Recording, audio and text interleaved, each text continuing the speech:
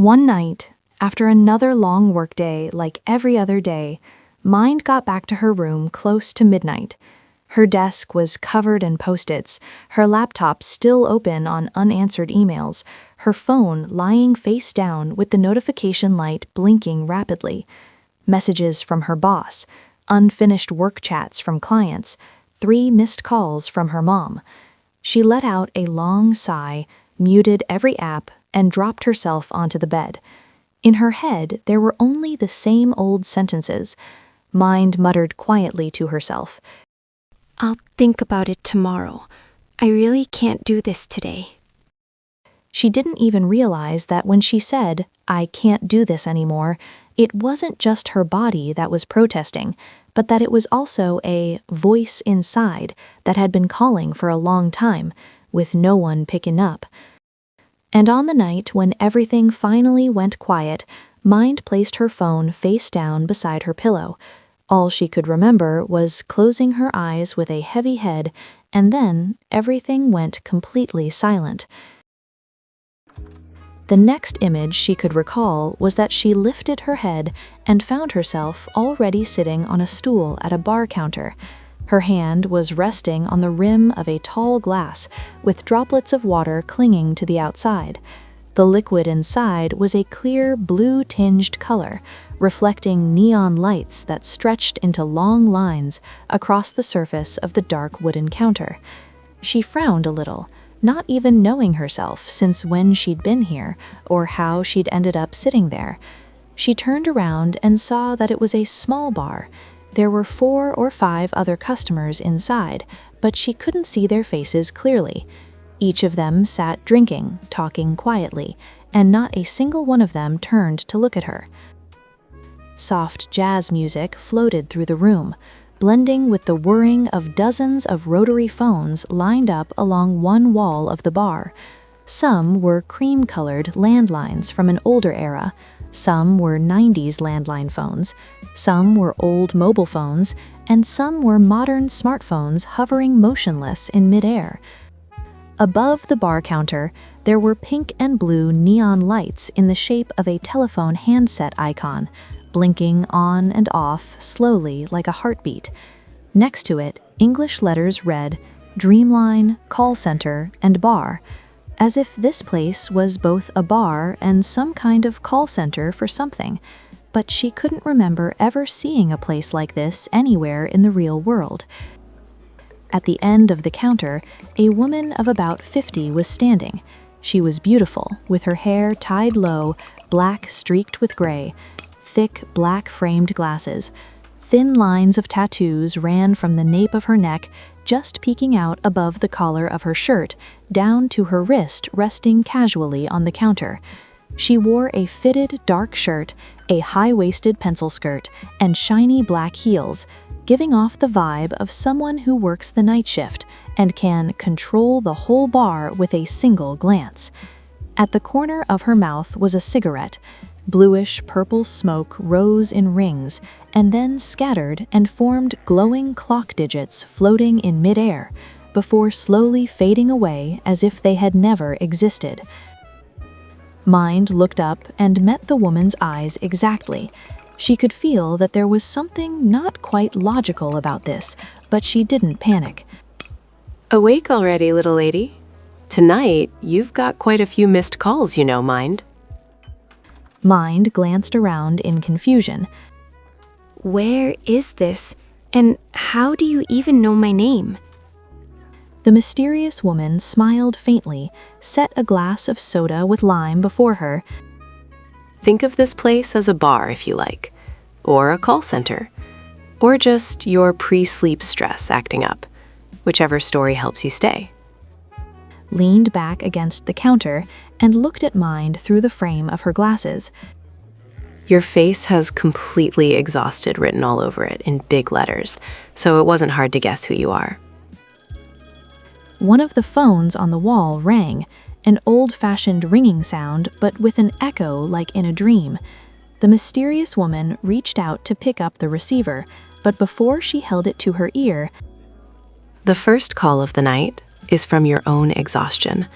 Will you pick up or just let it keep ringing like this? Mind quickly shook her head a little. Can I not pick it up? I've already been exhausted all day from the noise in my own head. Funny, isn't it? People complain they're tired, but almost never listen to where they're tired for real. Tell you what, tonight you don't have to talk. Just sit and listen. The woman pressed a button on the base of the phone. The voice on the other end was put on speaker, echoing through the whole bar. Mind tried to stop her, but it was too late. The voice on the line was Mind's own voice, but it sounded worn out and irritated. I have to get up before 6, damn it.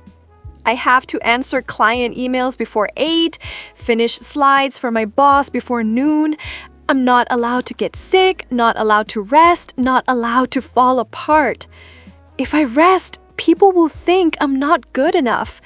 If I fall apart, no one is going to pick up the pieces for me. Mind turned to look at the other customers out of embarrassment, but none of the other customers showed any interest or even turned to look at her, as if no one could hear the loud speaker blaring through the bar. The voice on the phone continued. Honestly, I just want to sleep all damn day. No calls, no messages, not having to reply to anyone. I want to disappear from every chat and every group for 24 hours. Just eat snacks and binge a whole series in one go. But I can't because there's never enough time. There's never enough time, damn it. On my days off, just doing laundry already eats up almost a whole day. Damn it! And what do I even get from ranting like this? Whatever. That voice suddenly cut off. The bar fell quiet. Only the sound of melting ice in the glass remained. The mysterious woman blew out a smoke ring. This is the voice you keep on vibrate all day long. Now that you've heard it at full volume, how does it feel? Mind lowered her gaze to the glass in her hand.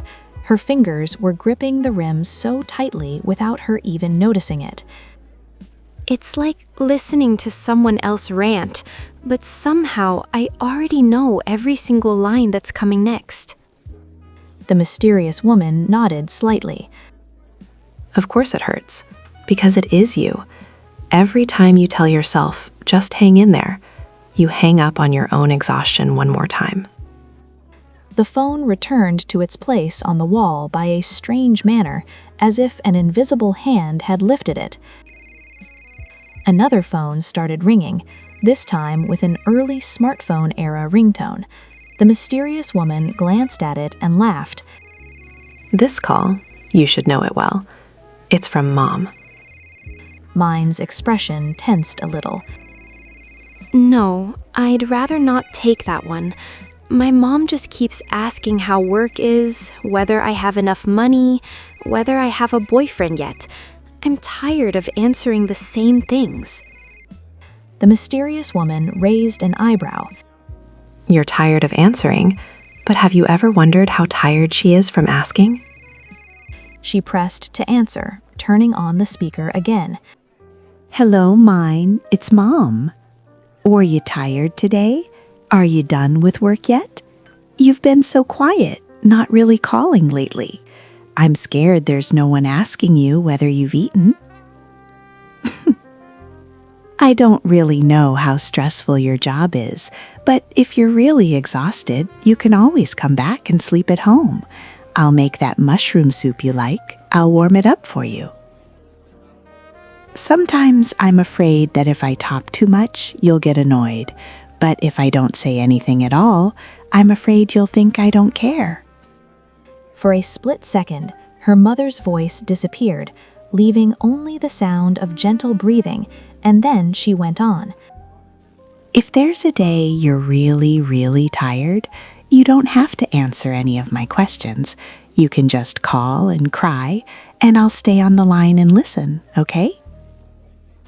The line cut off softly. Mind closed her eyes. Tiny tears slowly formed at the corner of her eyes without her noticing. The mysterious woman sipped her own drink and spoke in a flat but deep voice. You're scared of your mom's voice because you've turned it into a judge in your head. But maybe it's just the voice of an old woman who wants to know if her daughter still has any strength left. That's all. She flicked her cigarette, letting the ash fall into a clear glass ashtray. Most people run away from calls from those who love them because they can't answer themselves, more than because they fear the questions. Isn't that right, little lady? Mind didn't answer. She just lifted her glass and took a long drink. The jazz music changed from slow to a melody that sounded like an old song from the 90s. A pink, translucent 90s landline phone lit up with little star stickers around the base. The mysterious woman leaned in to see the number on the screen, then turned to look at Mind. This next one's interesting. It's from a high school girl who uses the same name as you. Before Mind could stop her, she answered and put it on speaker. A bright, youthful girl's voice came through, but with a slight tremble. Hello? Can you tell me something? 10 years from now, will I be doing work that I actually love? Will I still be drawing? Will I still be writing in my diary late at night? Or will I have turned into some important person with lots of money, but with nothing left in my heart? There's only one thing I'm really afraid of. I'm afraid that when I grow up, I'll forget what kind of person I really wanted to be. The voice on the line grew softer, as if she were talking to herself more than to anyone else. If you can pick up the call that day, please tell me that we haven't disappeared. Goodbye. The call cut off immediately, without giving a chance to answer any of the questions. Mind set her glass down a little harder than usual. Why do you have to play every single call out loud? It feels like my past, present, and future are all ganging up on me in the middle of this bar. It's more exhausting than working all day. The mysterious woman chuckled softly and handed her a tissue. Normally, you dodge all of these. That's why tonight has to be like a triple-line conference meeting. A call from your exhaustion, a call from your mom, and a call from the girl who once wanted to grow up and become you. If you hang up on all three, how will you ever know where your real self is standing? She tilted her head, looking at Mind, her eyes behind the glasses glinting as if she already knew the answer. The voices of the other customers in the bar grew softer, leaving only the gentle jazz in the background. Mind noticed that nobody was paying attention to the two of them at all, no matter how loud the phones rang. Everyone was just lost in their own world. Mind leaned her elbow on the counter, staring at her own reflection in the glass. And what about you? Taking everyone else's calls all night like this, don't you get tired? The mysterious woman raised her cigarette again, with a small smirk at the corner of her mouth. Being on the receiving end of calls is actually less tiring than running from them, you know? At least I get to hear exactly where people are hurting, instead of guessing from a few short social media stories. She paused for a moment. You know, most people who come here aren't really looking for answers. They just want a place where they can talk until they finally hear their own voice clearly. The problem is, people these days are so good at giving advice to everyone else, but when it comes to themselves, the only thing they're really good at is bottling everything up. Mind let out a bitter little laugh in her throat. It sounds like you know me a little too well. Have we met before? The mysterious woman met her eyes directly. Some nights I do wonder, maybe I'm just another version of you, a version that's already been burned almost to ashes, so she stopped running and turned around to start taking calls instead. She shrugged. But you don't have to believe that. You can just think of me as a random bartender, whose only job is to hit the speaker button, so you can listen to yourself. The ringing of every phone sounded at once. Old phones, new phones, even the ones hanging in midair. The neon lights in the bar flashed in sync with the rhythm of a heartbeat.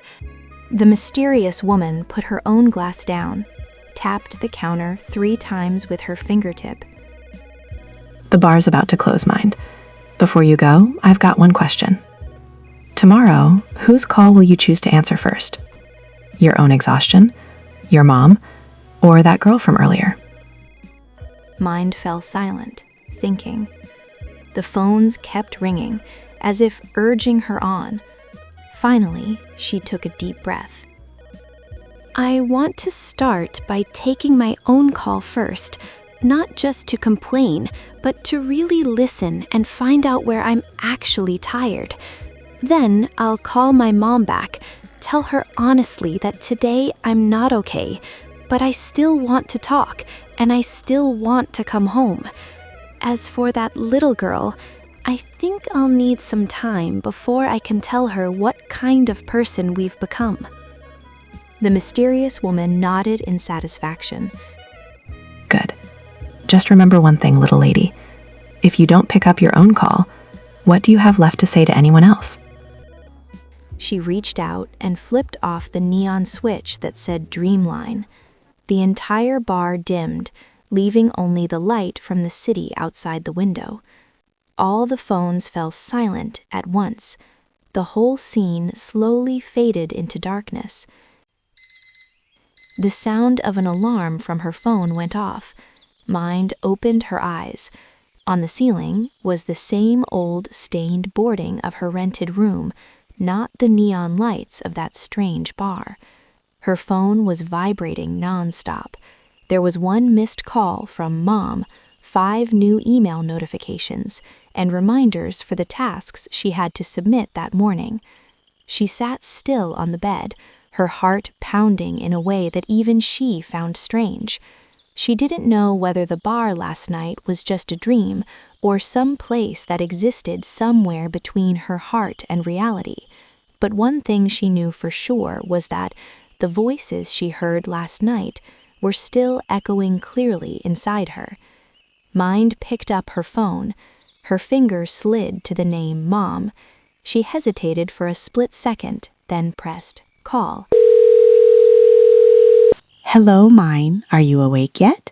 Are you working hard these days? Mind took a breath. This time she didn't rush to say, I'm fine. Mom, I really have been tired lately, but I want to talk to you. Of course, sweetheart. I'm free all day. I'll make your favorite food and have it ready for you.